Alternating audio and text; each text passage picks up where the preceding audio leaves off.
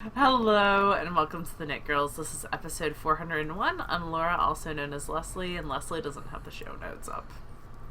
You don't. You just said I'm Laura, also known as Leslie. Success! Crap. I got so distracted by there not being show notes. I don't care, I win! I'll do it once to your 6. How about that? I don't think I've done it 6 times. Oh crap. I made it too big. You did make it too big. That is never a problem. Alright. Let's see. There we go. I'm also back at school full time, which is my excuse. I'm sticking to it. Don't care. I'm actually Leslie. I'm Laura. I'm also known as You Don't Call Me Les. I'm pretty much everywhere. It is Tuesday, July 31st. Yeah, it's the last day of the month. 2018.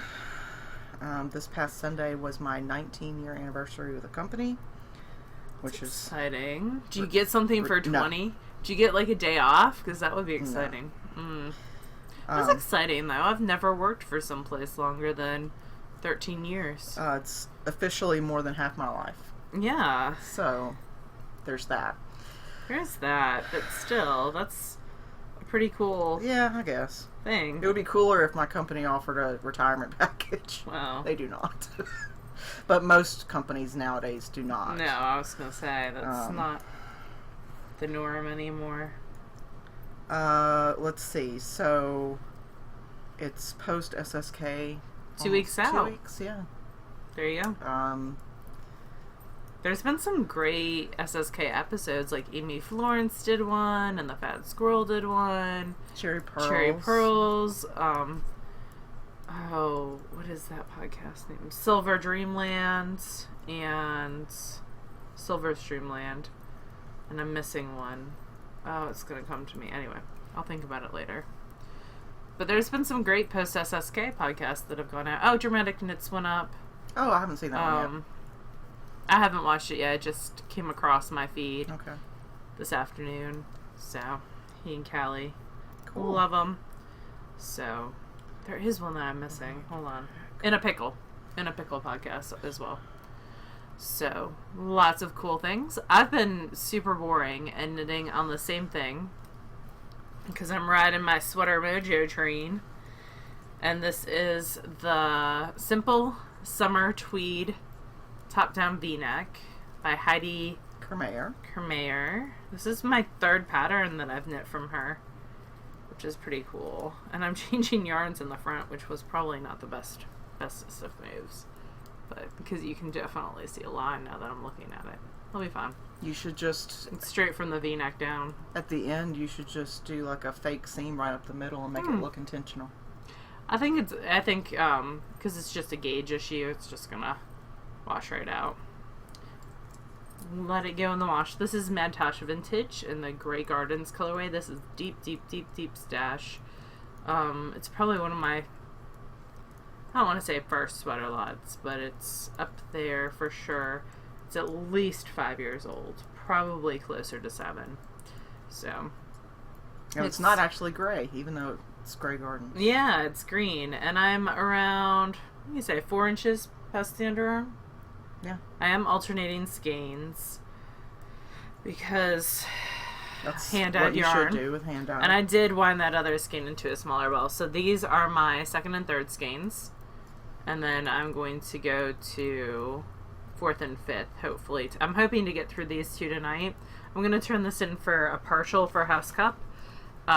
So I want to get as much knitting on it done as I possibly can. I didn't notice. Did you notice in this bag there's a ring on the side?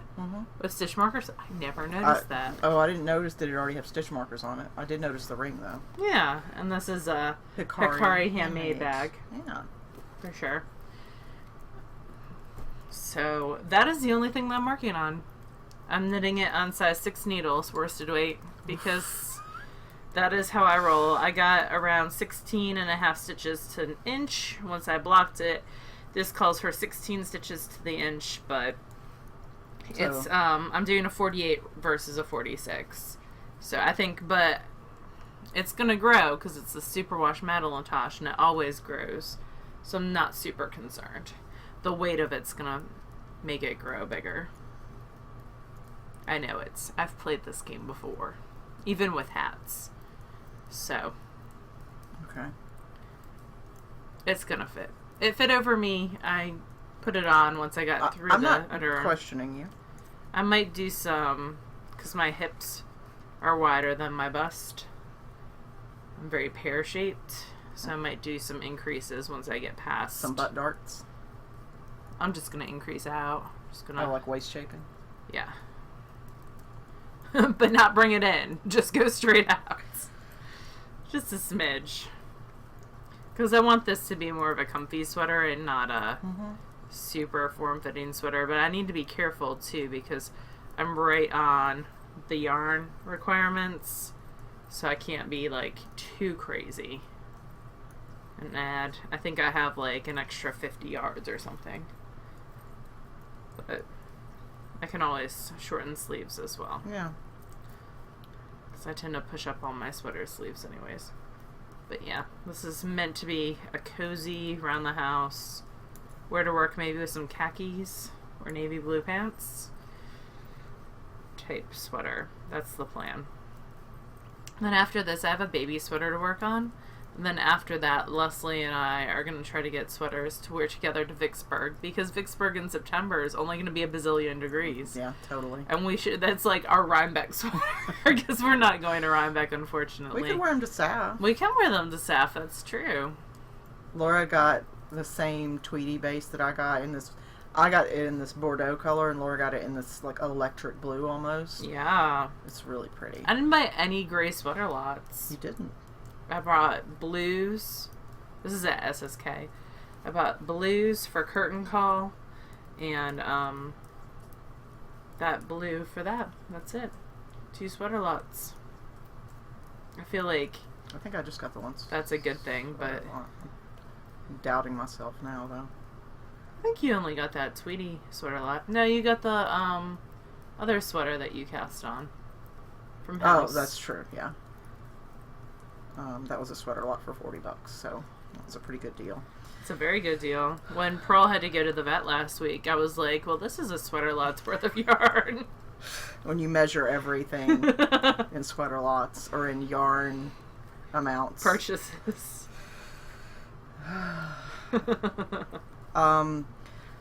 So you've just got the one thing you're working on? Just the one. It's on my Licca needles, my interchangeables. And I put the on the cords, but the end caps of the cords keep catching because I'm alternating skeins. But I think that'll be fine. Because they're so big. Yeah. Yeah. I think it'll be alright in the end. It does make trying on the sweater a little difficult, those caps. So it's on interchangeable cords. It's on, interchangeable cords. It's on 16-inch interchangeable cords, both of them, so. But yeah, that's it for me. I'm super boring this week. I've been fairly monogamous this summer, I feel like. Yeah, I think so, for the most part. You had that giant baby blanket. Well, not baby blanket, that chevron blanket, but that was sort of spring, summer. I finished that March. So yeah. Was it March? Okay. Because it was an owl that went January, February, March. Everything in my life is done by Harry Potter schedule. Yeah, that's true. Not even a joke at all. So I've got 3 things on the needles. I'll show you the stuff you've already seen before first. So, where did I put that? What are you looking for, hon? The back of that sweater. Oh, right here. So I finished the back of Sevilla, which is an Amy Christopher's pattern, and it's knit out of this Barocco Mykonos, which is a cotton linen viscose blend. So this is the back of it. It's very square. The only shaping you do is right at the top of the shoulders, and it's like 2 inches worth. It's not much at all. So the back of it is completely done. You can see through it. Like you're a ghost. Are you going to take out that blue bit? Yeah, I probably will. Okay. So now what I have to do is do a tubular cast on for the ribbing in the front and do half as much as I did here. So that'll be about 2 inches, slightly under. And I use Isolde's tubular cast on video because it makes the most sense. Although I've done it enough times that I can actually do it without the video now. That's good. Yeah, that's always a good sign. It's funny, like I stopped having to look up Kitchener a while ago, and, you know, I learned this pretty easily, but when it comes to make one right and make one left, I have to look it up every time. Really? Yeah. I just do it by the way my needle is pointed. So, okay, you pick up the loop. If my needle's going that way... But how do you know whether to go from the front or the back? Because you always go the more difficult way. So, like, this would be too easy. It would just move the loop. It would create a yarn over. But if I mean, how did you know to put your needle in from the front instead of from the back? It doesn't matter. Like, that's what you do. You're like, oh, that's a left. I wanted a right. There's a right. That doesn't make any sense to me. So I have to look it up every time. It's just one of those things. Yeah. The other thing that I'm working on... Some people say, like, through the front door, through the back. Yeah, like, left behind is the way that I remember.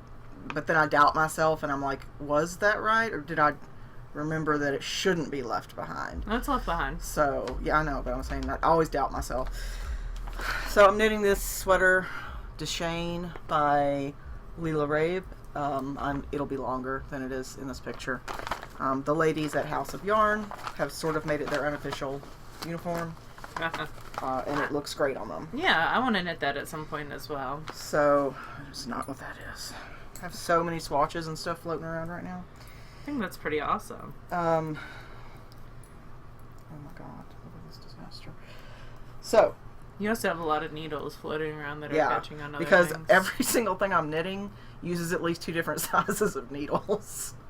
So, do you have everything? You have everything in separate bags, though, right? For the most part, okay. Yeah. The hats have been interchangeable, but sweaters, yes. So this is where I'm at on Deshane. I got about a repeat and a half done, maybe since last time. Not a ton, but enough. And this is out of Fibra Natura Good Earth, which is half cotton, half linen. Roughly, it's like 57 and 43 or something like that.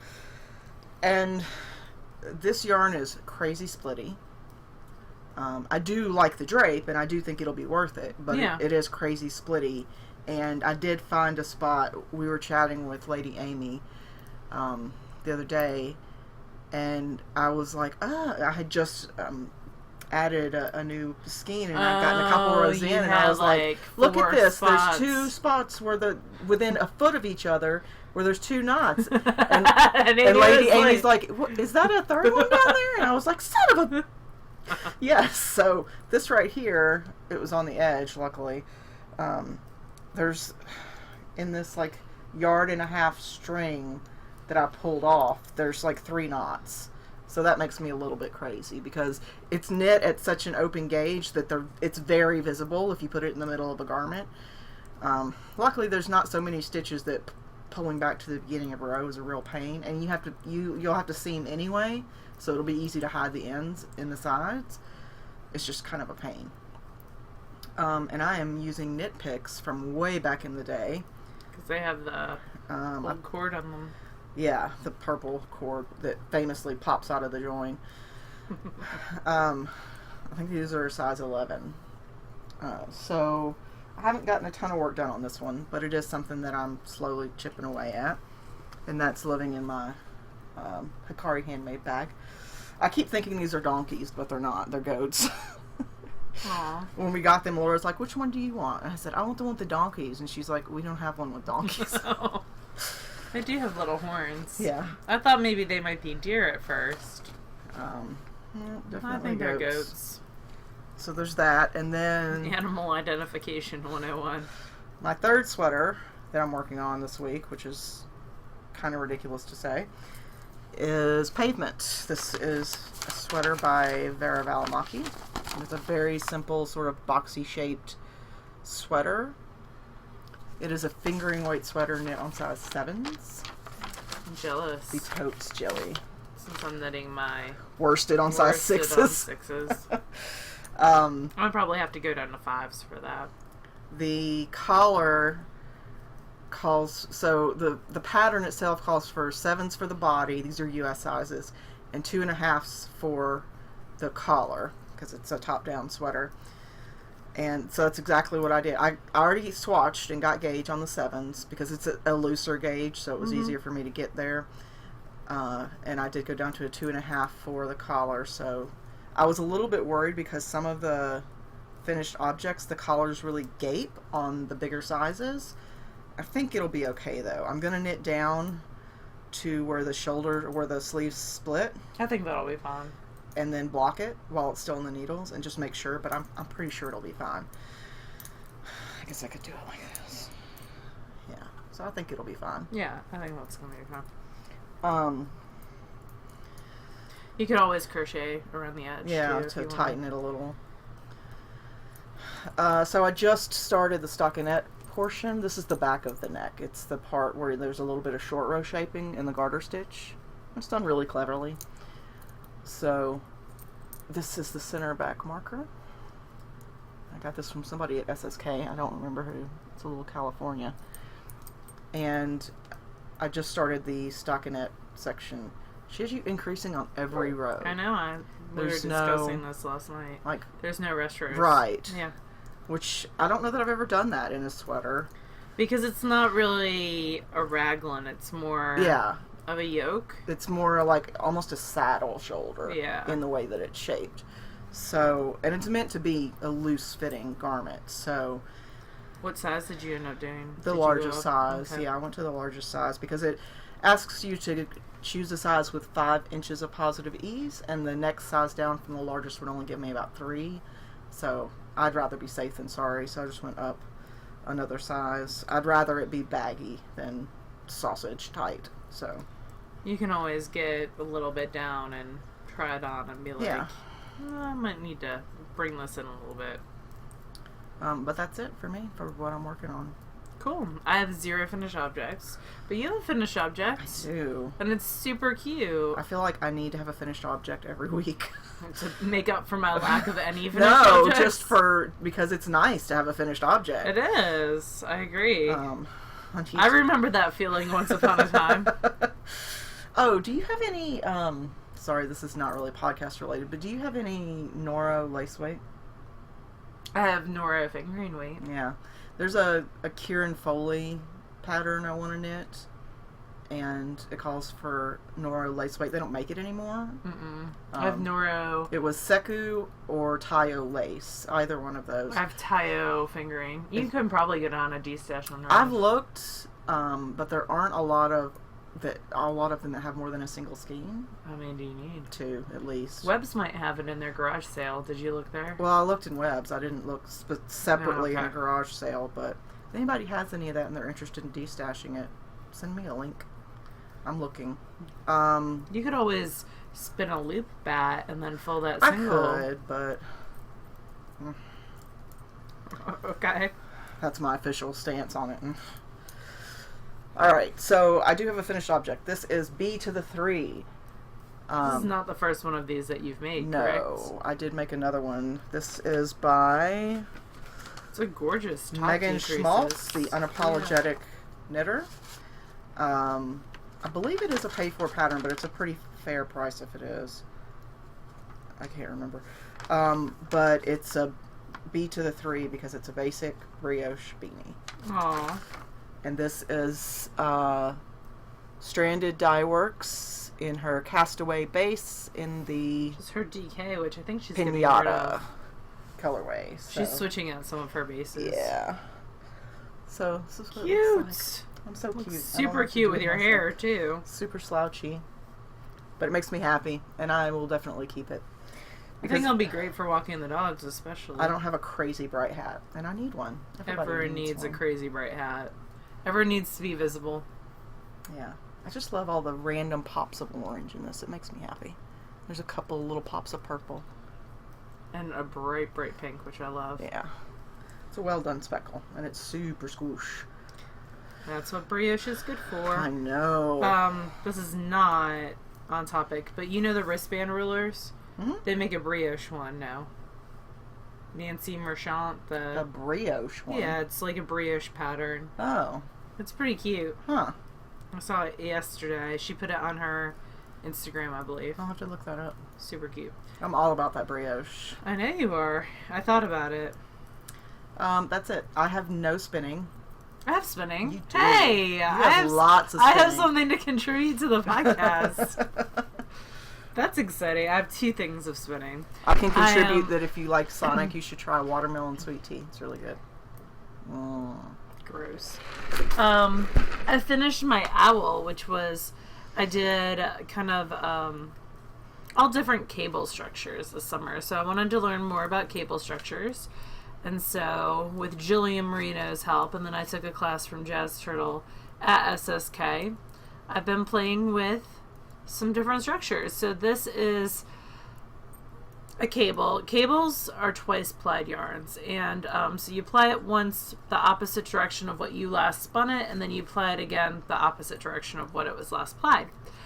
So this one is out of Hello Yarn, and it is 2 singles of her Village Smithy colorway, which is 75% BFL, 25% silk. It was spun on my Lundrum, which is why it got done a little bit later than I wanted, because my Lundrum broke and I had to wait. So I spun 2 singles going S direction, plied those with a silk lace weight yarn that I bought on a cone. It's part of Webb's weaving section, a black, going Z, and then added more twist going Z. So I actually ran it through twice that direction because I wanted a lot of twist. And then, because you're taking back out twist, so you want to add a lot. Once you've it together. And then I applied it again going S. So it creates this cool little cabled structure. I think this one's softer than my 4-ply cable that I did. And I got 296 yards. So, and it's got a lot more drape because of all that silk content. Mm-hmm. I think this is going to be a cowl. Although I might do wristers out of it because cable structures will wear really, really well. So that might be fun. I haven't decided for sure. And then the last one I did, y'all, is kind of crazy. Oh, now I get the needle and the right to go. Okay. Now I understand what you meant. Okay. I just had to do it. You know how it is when you just have to do it? So this is a thick and thin structure. Laura's like, shut up. I'm talking about my spinning. I worked really hard on this. No, I just... She did work really hard. I know how to do a make one right and a make one left. So your oh my God, did you hear? Okay, baby knitter. That's not what I meant. You were not a baby knitter. And if you were, it would be okay. I'm gonna put "Okay, Baby Knitter" as the title of this. Someone asked me what last week's title meant, and I totally didn't respond to their email because I had no idea. I need to respond. What was last week's title? I don't know. Leslie chooses the titles, and she does all the behind-the-scenes production. Anyway, these were thick and thin singles out of a Southern Cross fiber that were then plied with lace weight going the opposite direction, and then plied again. And I got good cables on the thin parts, but not so great cables on the thick parts. Well, that's a pretty good cable. Because the lace weight kind of got lost in the bulkies. So construction-wise, it's exactly the same as the one you just showed. Yep. It's just with thick the and singles thin are for thick the and singles. thin. So it's a little bit crazy. It's 142 yards, which I will never forget. Something amazing woven. Yeah, I think so too. Like a cowl. Like, you could just do a piece of fabric and then add buttons. It is nice and squishy. Yeah. It's a mulberry silk, 50% mulberry silk, 50% South African fine. I just love the contrast in the textures of the, in the thin spots with the big thick spots. Like, you've got these, 4-ply looks, and then you've got this where it's so thick it looks like it's just a 2-ply. Yeah, because the cables got the little threads get lost. I love it, though. I think it's great. It's fun. I don't know that I'm going to do it often. That particular one. Yeah, but I also spun some thick and thin for Leslie so she could try the structure as well. Yeah. I love spinning thick and thin. It's very zen for me. And I use the JC Boggs method where you pop it with your thumb till it gets thin. That's my favorite. So that's all I have for spinning. I'm going to start spinning next month's Patreon, this month's Patreon prize, probably tomorrow. We'll see. Or at least finish what I have on my wheels off. I have some Joanna Spring Knit Spin Farm bats on my wheels that I need to finish off and enjoy. So that's it for me. I am reading Huntress. It's a Royal States novel that came out last night at midnight by Susan Copperfield, and I'm almost done. Oh my god. I had like 6 books drop last night, so I spent till like 2 a.m. reading and really regretted that today. I bet. But whatevs. It is what it is. So that is what I am focused on. I like her series. This is the 4th in the series, and it was a whole whopping 99 cents. So definitely worth it. It's the woman who does the, under her other name, she does the, like, crazy mystery shapeshifter things where, the guy shapeshifts into a llama. Oh, yeah. Yeah. We talked about that at length on a previous episode. I couldn't tell you which one. But we read some odd stuff. I like them a lot, so I enjoy her stuff. And at 99 cents for 400 pages, something like that, definitely. I think this one's like 296, but still, I spend 99 cents on like 50-page novellas, so it's she needs to pop up her prices. She's undercutting herself. And I want her to keep writing. Yeah. So I need her to make money. That's a huge thing right now in the publishing industry is piracy of books and authors not being able to afford to keep writing. So you just look at that yarn and it tangles. I know. I'm going to let you talk about your books that you're reading now that you've come to your Knit One Right, Knit One Left epiphany. It was an epiphany. It made sense once I did it. I'm glad. I'm glad that I could. That's how it works in my brain. Oh. I'm glad that I could share my epiphany with you. Mine is usually tied to words rather than random visualizations. Craziness. So you wound this one, so I don't even have... Hey! I wound it, and it was perfect when I left it. I haven't touched it since then. It's all good. Look, it's fixed. It's for 15 seconds because I shoved it back in. So... What have you been reading, friend? I've been listening to the Cut and Run series. I talked a little bit about that last week. It's a male sort of detective series. I'm on the 6th book, and it... Oh, wow. I forget. There's 9 out right now. And then there's a spin-off series. Is this rereading? It's re-listening. I had read the first couple a while back, and then I got most of them on Audible. So I'm just re-listening. I'm on the 6th one, and if you're interested in, like, what I would consider non-fantasy, like real-life male romance, this is a great one to start you off with. Because the characters are very real, and they come to truly care about each other, and it's something that could happen in the world. Okay. So... I might have to check them out. So I'm on the 6th one of those, and I started reading a new book last night. I don't know how I feel about it yet. It's called Whiskey Ginger by Shane Silvers, and it's set in like a modern city, and the supernatural are called freaks. So that could be anything from vampires to trolls to whatever, and the main character is a thief who is invincible to magic, which is very similar to other books I've read. Yeah. But I'm only a little bit into it, so I'll reserve judgment, although a new Sarah King book did just drop this morning. That's exciting. Super excited about that. So, yeah, that's pretty much it. I haven't had a ton of time to read or listen over the course of the week. We've been watching that baking show. Oh, the one Sugar on Rush. Netflix, Sugar Rush. Hey, you know what comes on tonight is the Amy Poehler. I set it up to record already. Awesome. I was going to ask if you wanted me to wait so that we could watch it together. Absolutely. Okay. Mandatory. There is a I was just checking. There's a new craft show that premieres tonight, the 31st of July. It's called Making It, and it's on NBC, and it's got Amy Poehler and Nick Offerman, both from Parks and Rec. Which are, like, one of Leslie's favorite shows. Love them! Ron Swanson and Leslie Knope are the characters on Parks and Rec. But it's all crafters, all sorts of different types of things, and it premieres tonight, so hopefully we'll be able to talk about it next time we record if it's a good show, which it's Amy Poehler, so I've got high hopes. And it's reality TV, so it's just gonna be good background noise as we knit away on some sweaters. Yeah. Let's see. What else do we have to talk about? Oh, I need to talk about, so Stash Dash is going on. That ends the 27th of August. And then, so that's going really, really well. I have to total my yardage.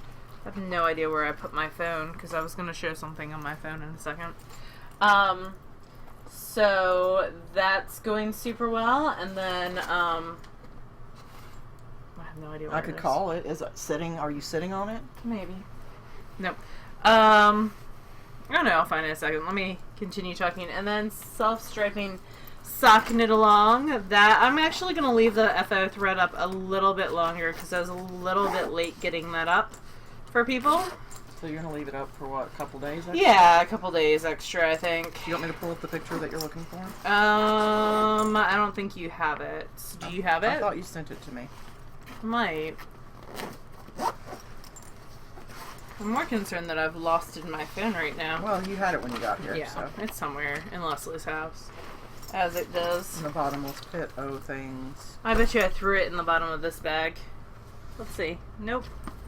Well, that's annoying. Where did I put my phone? Oh, there it is. I was going to say, I found it.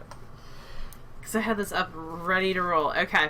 So, A Playful Day and Gisolda have had to put their, for a limited time, they put their profiles on private on Instagram because they were having some issues. And my profile is always on private on Instagram. So if you don't get an approval for me, it's because I don't think that you're not a sock puppet account, to be honest with you, because I have a lot of sock puppet accounts that try to follow me and people who just repost content. So people who may not know, sock puppet accounts are basically just used and built up to have followers and to follow people so that they can then be later used as like advertising or spam or they could just be they're not real people. They're not real people, and they're also known as like bot accounts. Right. So Playful Day, and I asked her permission to take a screenshot of this and share it with y'all, had posted like things that signal that you are not a bot or a sock puppet account. And the first thing is using a profile picture.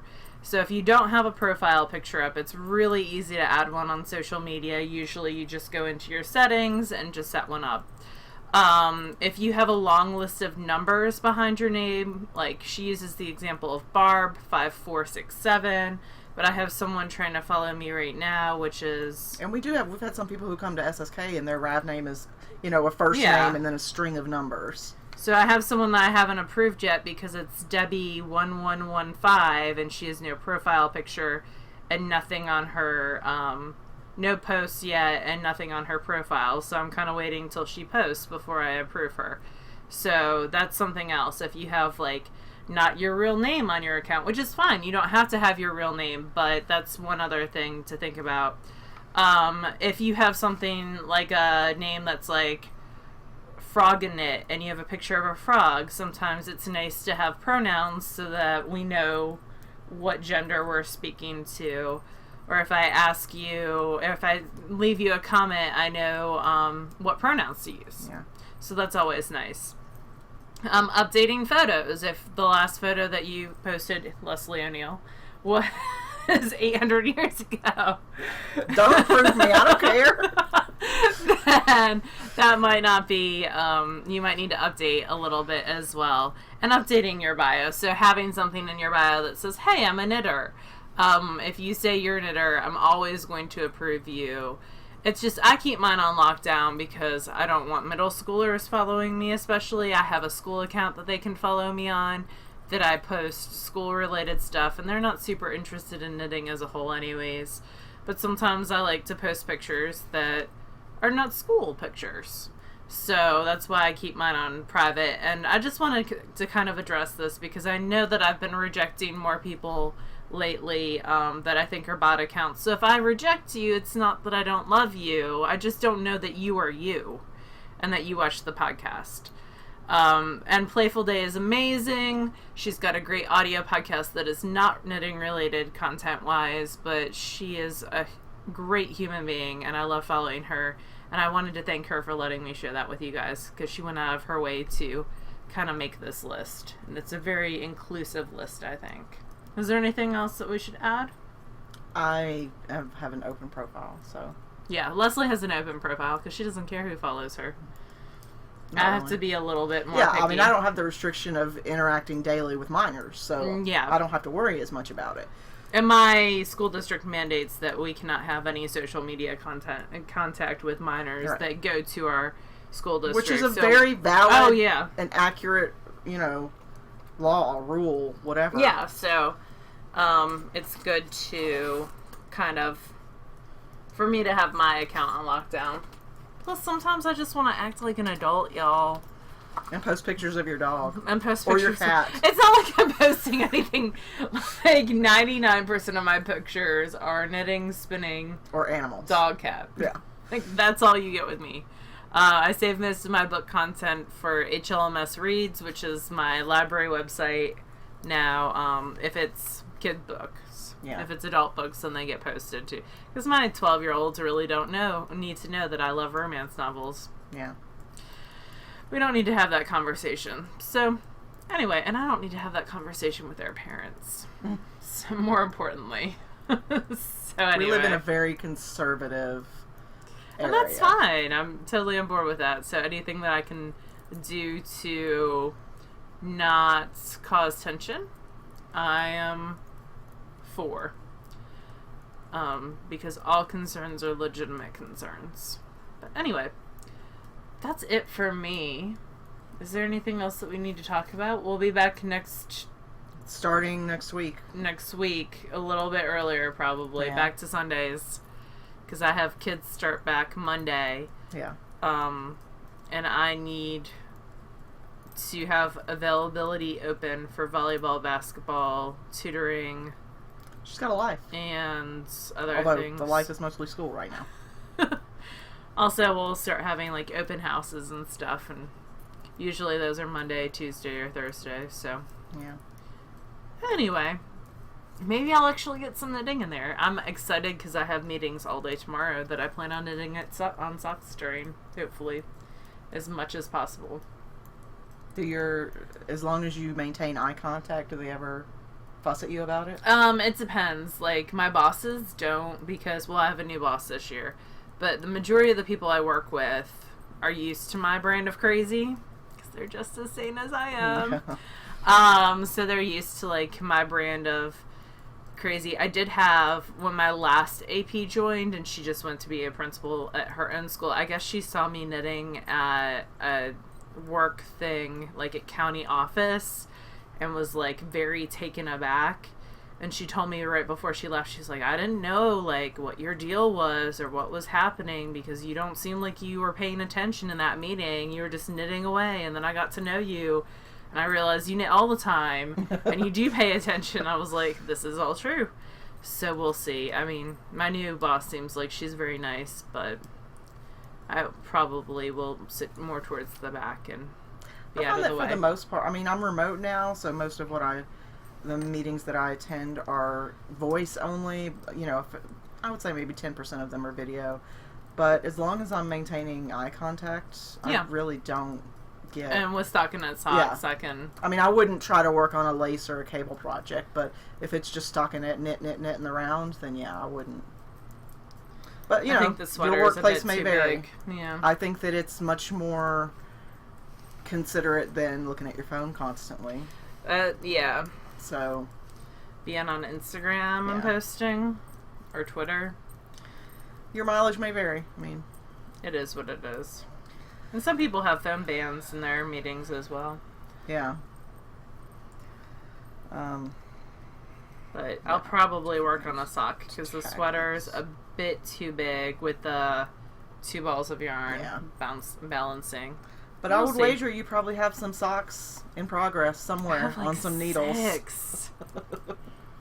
And really I need to finish them because I want to have those needles. Like, I don't have any free needles right now, so I need to finish some stuff so that I can have free needles. Although I can always raid the ones that are in the SSK needle tasting, which are mine anyways, but they're in there. I can use those. Alright, well, we're rambling. So always. You guys have a lovely week, and we will see you again next week. Bye, y'all. Bye, y'all.